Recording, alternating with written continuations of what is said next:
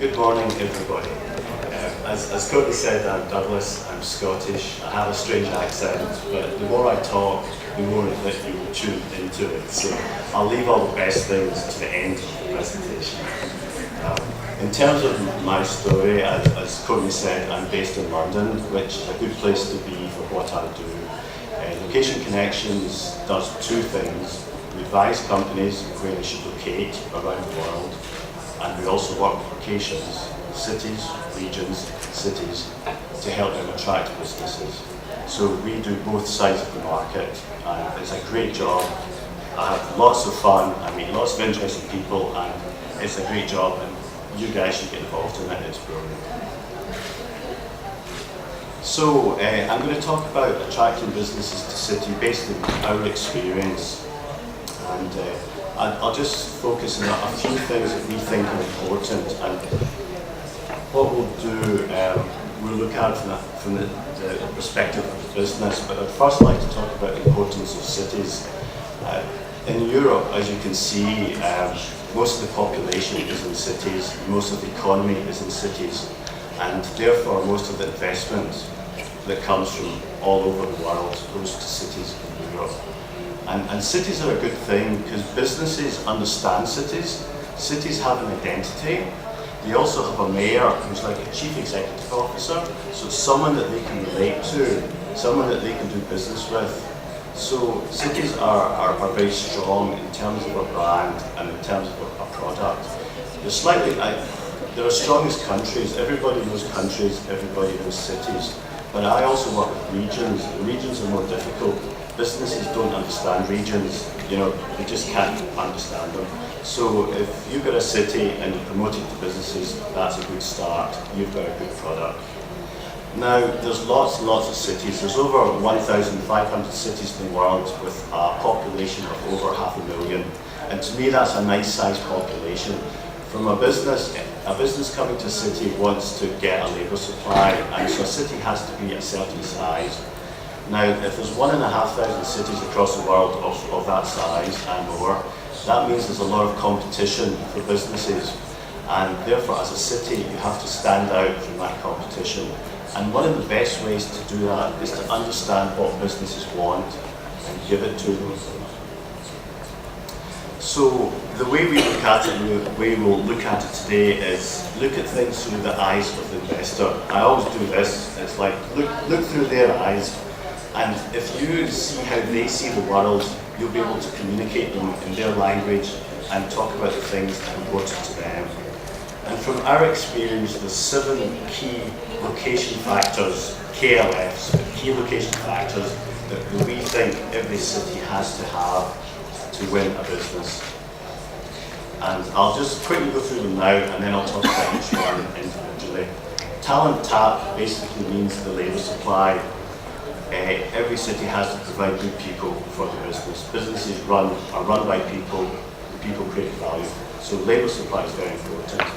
Then champion companies refers to the companies that are already there.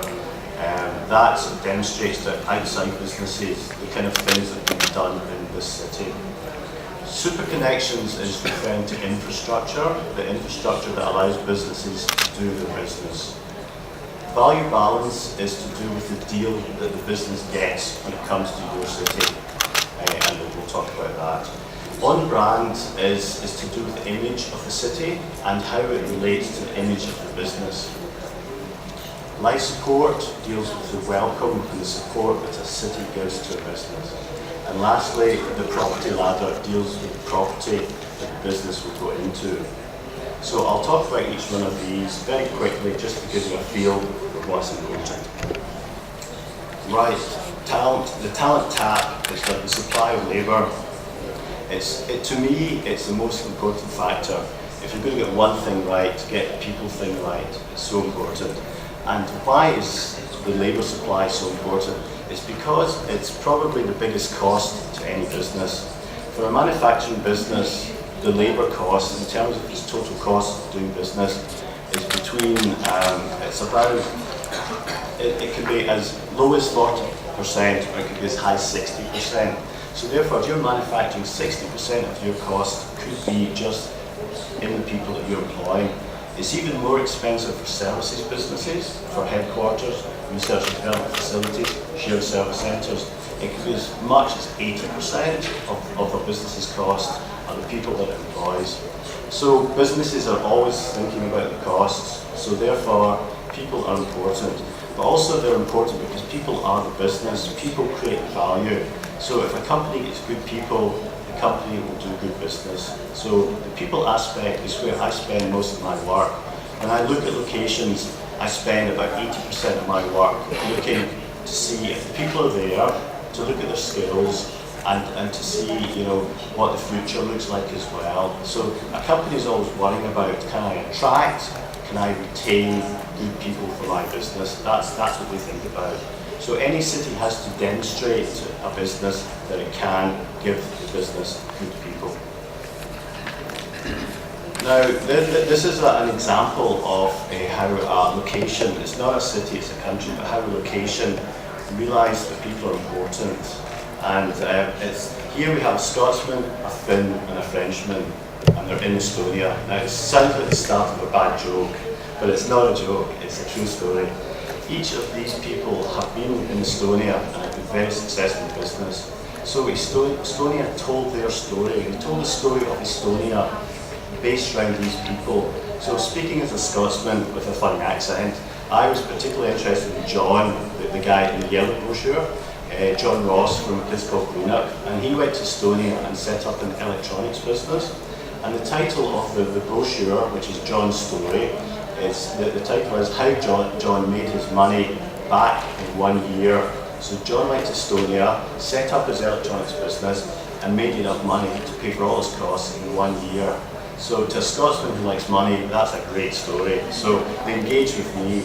And that's what you do. Telling the story of your people and people that come to your city allows the outside people to relate to them.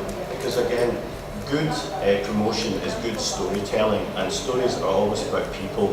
So as a city, you should talk about your people, and I think most cities don't talk enough about their people. When they do brochures, they have lots of pictures of buildings, airports, roads, blah blah blah, very boring. And you know, every city's got buildings, airports, and roads, so what? But each city has got unique people who are doing wonderful things. So if a city can talk about them, they will excite other businesses to come to them.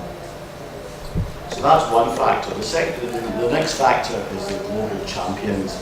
And this is a question every business asks me. They always say, Douglas, who's there already? You know, when I look at locations, they say, what businesses are there already?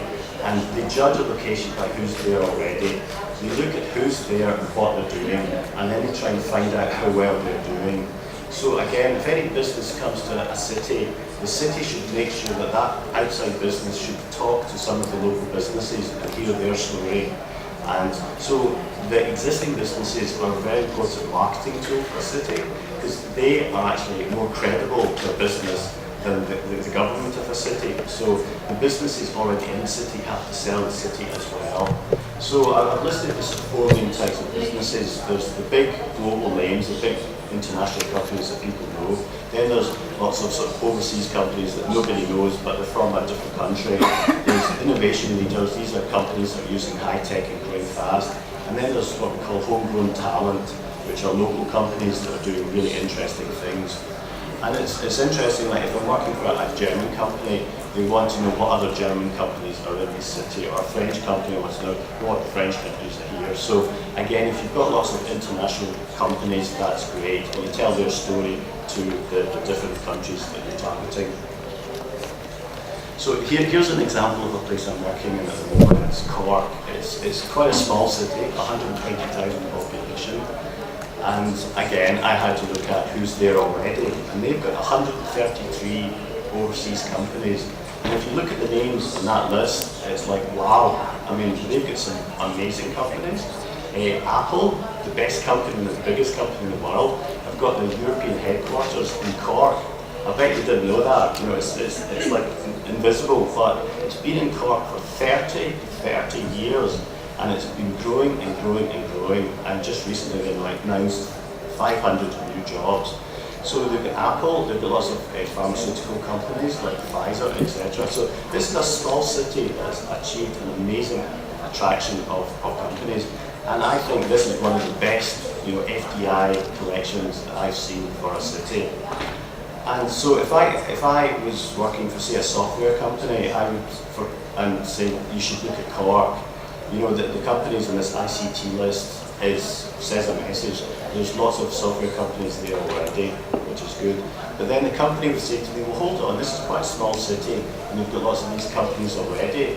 Will I get my labour supply, or are the people, is there going to be a labour shortage? So that's always an issue. But with Cork has got a fast-growing population, and also it's a place that can attract people from all over the world who want to live there. So although Cork is small, it can get bigger and bigger and bigger, so they can take more companies.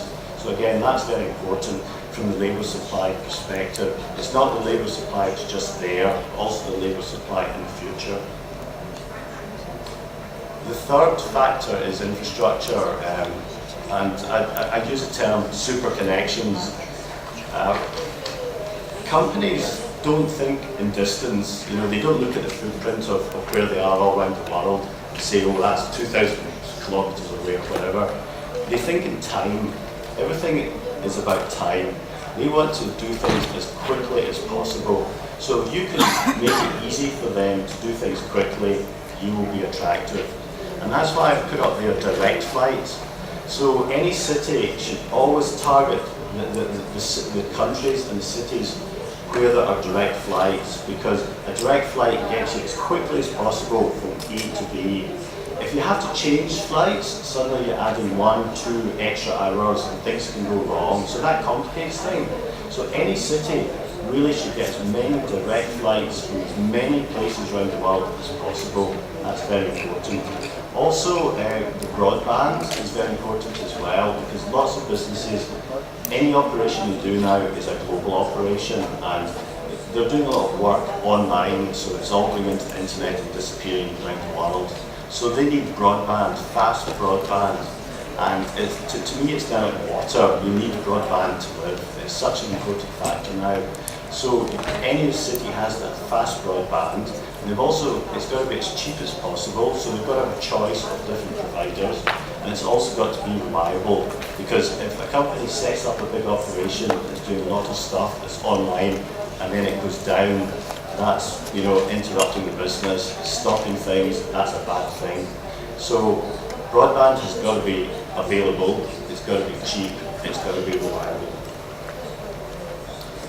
In terms of infrastructure, also moving around within the city is important, and I put gateway routes. Now this is the impression of the city. The first impressions count. As you know, when you look at someone, you judge them very quickly. So when I go to a city, I judge it very quickly. From the journey that I take from the airport into the city is really important, because it's the first connection I have with that city. So when I'm sitting in a taxi, I'm looking around the window and it's giving me an impression. So therefore, any city should always work the route from the airport to the city centre and make it look as good as possible, because that's important.